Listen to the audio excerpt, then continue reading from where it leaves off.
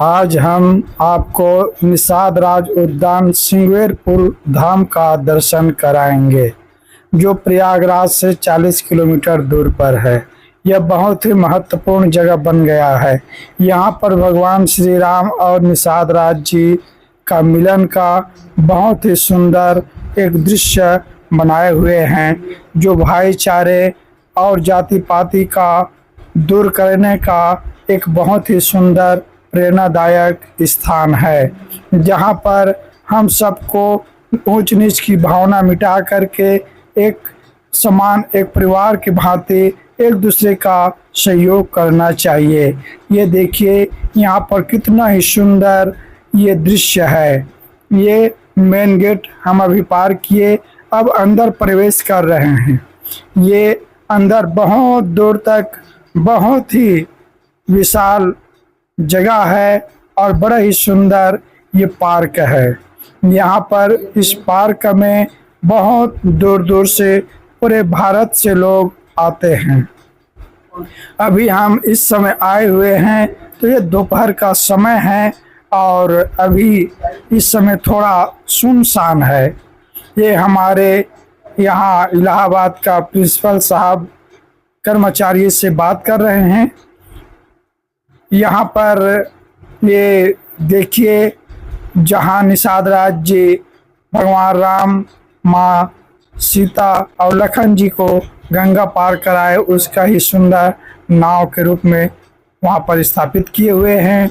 और ये पार्क, ये उद्यान बड़ा ही शांत एरिया है।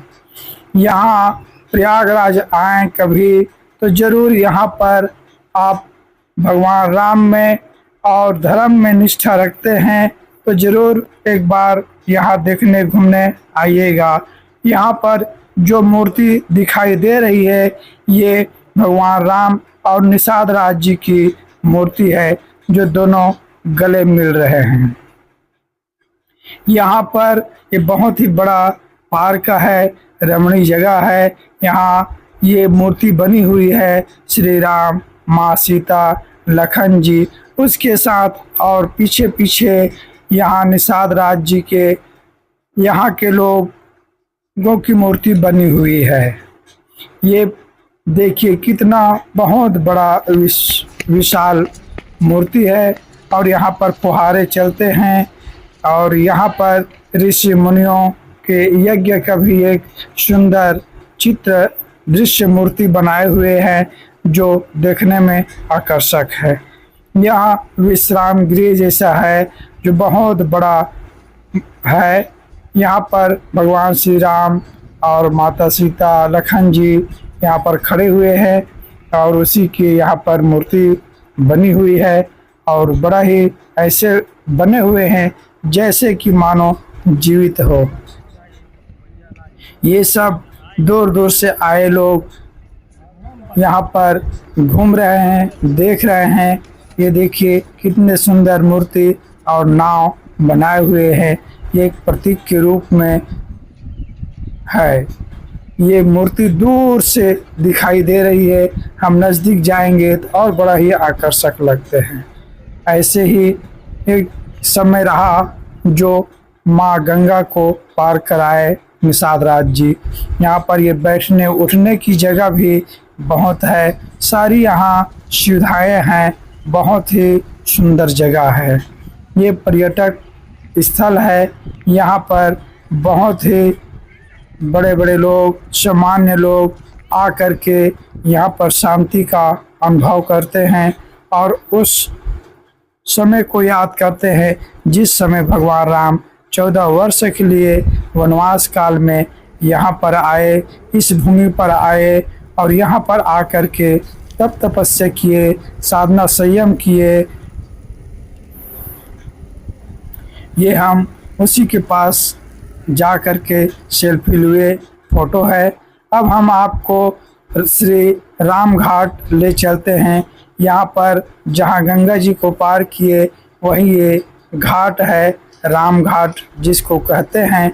यहीं से ही प्रयागराज जा कर के भरद्वाज आश्रम भरत मुनि जी से मुलाकात किए थे यहीं से ही गंगा पार किए हुए थे। तो इस जगह का नाम ही है गंगा श्री राम घाट। यहाँ पर विशाल गंगा जी बह रही है। इसके पार इसके जल देखिए कितने दूर तक है। यहाँ पर नया अभी और पुल का निर्माण हो रहा है जो चित्रकूट से सीधा अयोध्या जाएगा। यहाँ सब स्नान कर रहे हैं।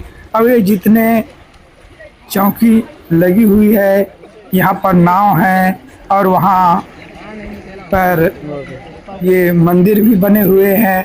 ये जितने चौकी दिख रही है, ये सब समय समय से यहाँ भीड़ होती है।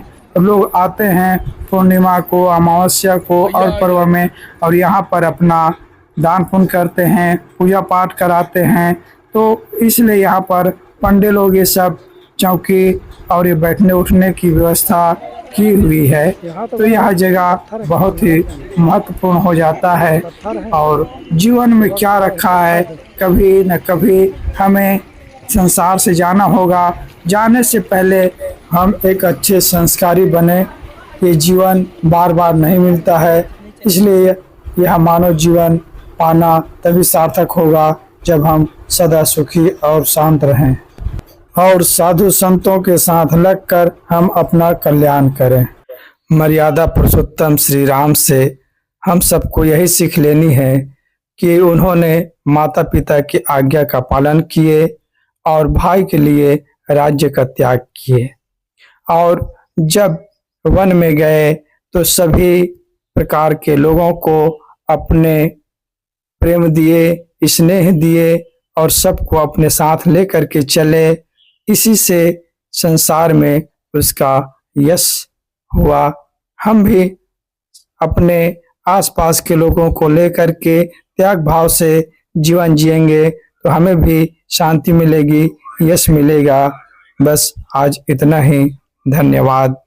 साहेब बंदगी। जय श्री राम।